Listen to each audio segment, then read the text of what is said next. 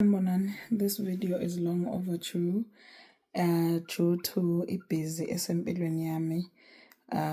Nje I've been going through a lot. But ke ngiyanibingelela futhi ngiyanamukela ku-Enhle Speaks where we tackle womanhood, life and everything in between. Recently there's been a lot of buzz around indaba kaThobile Mseleku. So this is my two bobo to the conversation. I think it's just going to be a bit of a rant because I don't have a structured speech or speak, and it's not as structured as I wish.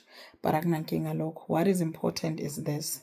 uThobile Mseleku, in the early stages of uThando Nesithembu, if besimbona, okay, I think there are so many beautiful qualities ngaye. Siqale lapho. uThobile is one woman onama qualities are very beautiful. Into eyenziwe uThobile Mseleku to herself ibe yinhle, at the same time ibe yimbi. Kwenzakaleni kuThobile? uThobile, due to her challenges with ukuthola abantwana, with having kids, she allowed uMusa to too much power over her because of that. Meaning she was forced to overcompensate and overplay her role in womanhood because of her inability to have kids. I'm not even gonna go into details. We all know the story. Ukuthi she did conceive. It's just that the tube situation, we all know the story. But into dangerous eyayibukeka iyinhle ngaleso sikhathi ilena yobu people pleaser. Ukuba i-people pleaser kukaThobile Mseleku ikona okusibeke la esikhona namuhla. Uthena uma eyibona, when she saw that she cannot do the main thing lapha kwaMseleku, ngoba the main thing is to have kids, angithi. And uMusa uyakucacisa lokho ukuthi indaba ineyingane la ekhaya. What then uThobile did was find other ways. She played the cards she was dealt. We understand leyo nto. She played into the empeleni, she played esidini likaMusa for as much as she could, because why? She did not have that one thing uMusa athi uyayifuna, because uMusa uthando lwakhe lu clearly conditional. I-condition yalo ini letha abantu, and uThobile, that thing has been hung over her head. So wenza njani? She allowed herself to be belittled, to be overused and overstretched, and to be silenced by the fact that she couldn't have kids. Okay, fast forward to why people pleasing out of insecurity. Ngoba vele all people pleasing tendencies stem from some form of insecurity. Sizobuka kancane i-background kaThobile Mseleku. If we listen to what the show is telling us, it's telling us ukuthi vele to a degree she was groomed by uMusa. Wayengumntwana eqala uthandana noMusa. Yes, she was of age masizwa, but umulalela ukuthi wayeshaya isigubhu esontweni likaMusa. That thing should tell you ukuthi relationship yabo yaqala vele at a very bad footing. Meaning uMusa was older than her. There was grooming as an element. Umulalela background kaThobile ubuka umndeni wakhe. There was also a factor yokungaqhamuki from a strong financial family background. Meaning if you don't come from a financially okay family, there's an underlying factor of a need for you to marry well as a ntombazana, because one, they can't take you to school. I'm not saying this is fact. It's just an observation. iningi izinto esiyilalelile from the show that tells us ukuthi uThobile doesn't come from a well-off family. So uThobile comes from a not so good background. She was partially groomed, I feel, because uMusa ubemdala kunaye kakhulu. Uyabona njengoba bethi amakhosikazi kaMusa lengane eyayishaya isigubhu. So uThobile la kulomndeni ufike underdog ngokuphinda phindekile. Endodeni ubengenalo izwi ngokuphinda phindekile because of A, her age, B, her background, C, the circumstances in which she entered the relationship, from being a church member to being ubaba kamama, I don't know, side chick kamama mfundisi. It's just all a mess, and I like to blur it out in my mind because iyasabisa leyanto. So umubuka dynamic yabo, uMusa has never had to respect uThobile not a single day in his life.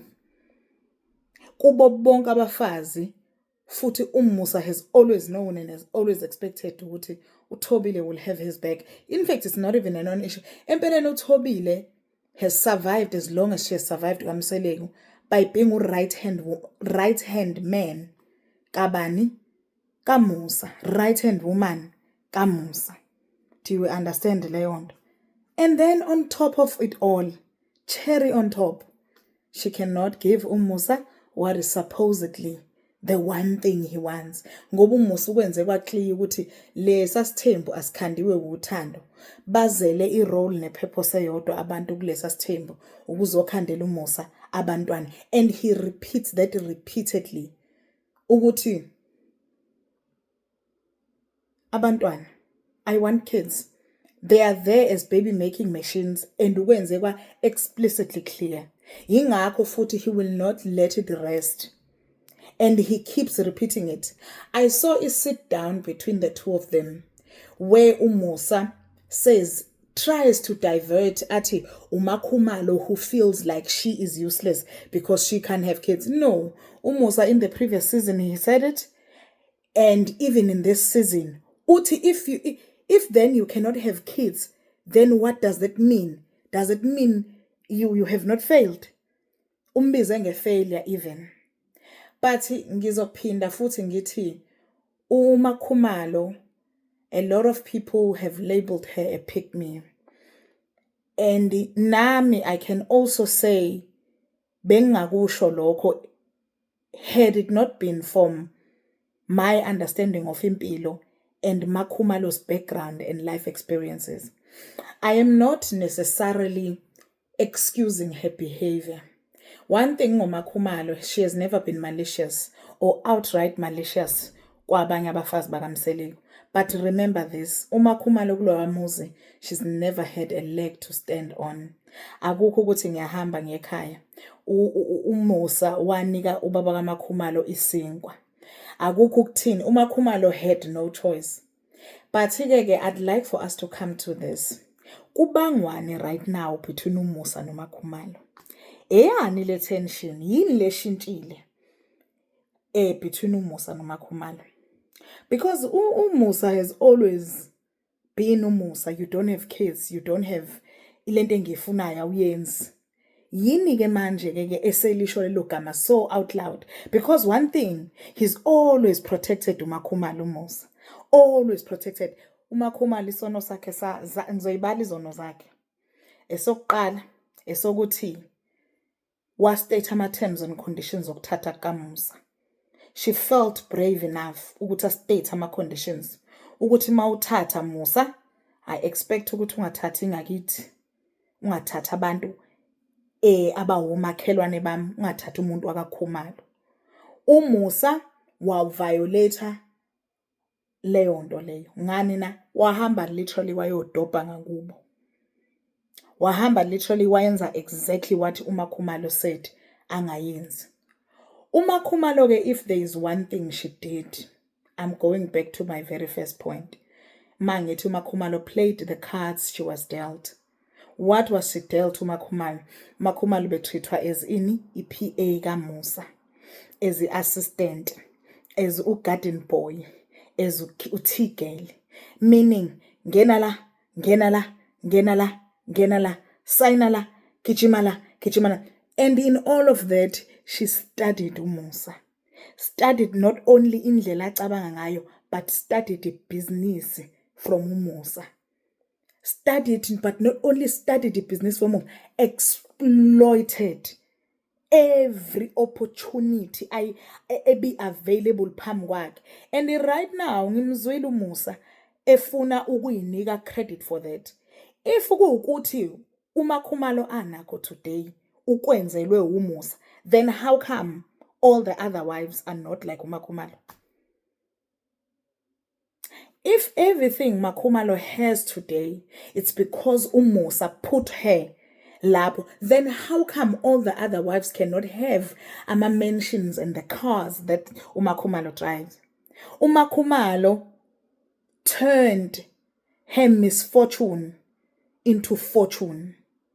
uMakhumalo ukuba uthigel kaMusa, ukuba uyes woman kaMusa, ukusebenzise empeleni uthelala kulaza ngiza kwengula. Abasaziyo kwisizulu bayazi ukuthi she played uMusa. Wahlala wacutha la eduze kwakhe, wamlalela uNyendle. I'm so sorry to my non-Zulu speakers, Nkosi yami. Literally, she just stood there by the corners. And then when it was time, she took everything. By the time uMusa, mina, I predicted this for those who have had conversations with me in real life.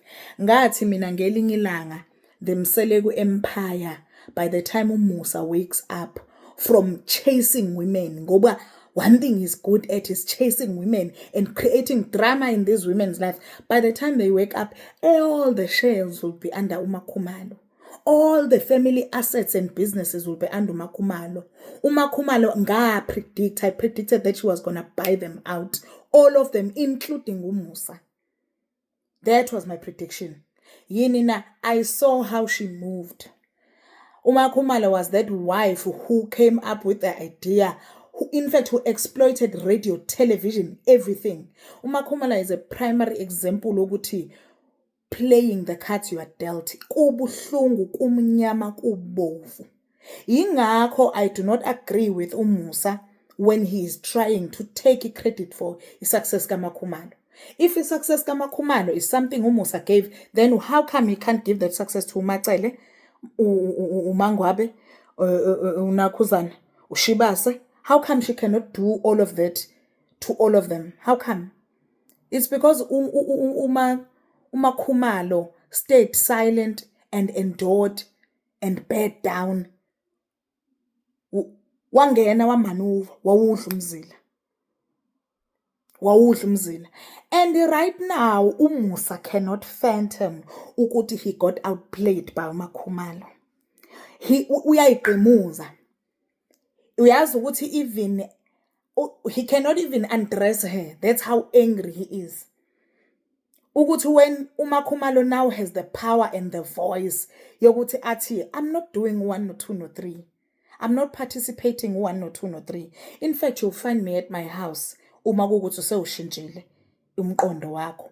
uMusa is saying yield, uMakhumalo is saying never. Uthi uMusa yield ngithi ngapha, uthi uMakhumalo lutho uzongenzani. Empeleni uMakhumalo right now uthi show me your worst. You've always thrown it in my face ukuthi mina abantwana. So show me your worst. What's the worst you can do? And that's where the real issue is. Ngithena uMakhumalo is an example of what happens when someone comes into their power. When someone who was abused, belittled, and tarnished and taken for granted, when they come into their power, the whole empire shakes. And the empire yakwamseleku right now iyashaka. Amateki sonke athelela kuMakhumalo, udle wonke umzila. And uMusa uphile emseni kaMakhumalo. Never in his wildest dream did he imagine ukuthi he would be rescued financially. Right now he is forced ukuthi he must find other ways to value uMakhumalo. He has no choice but to create It's either he adapts or die. Usho njalo uMakhumalo uthi sinkosi uyimndoda. Ngeke ngimondle umfazi wakho umusha. The purse strings are with me.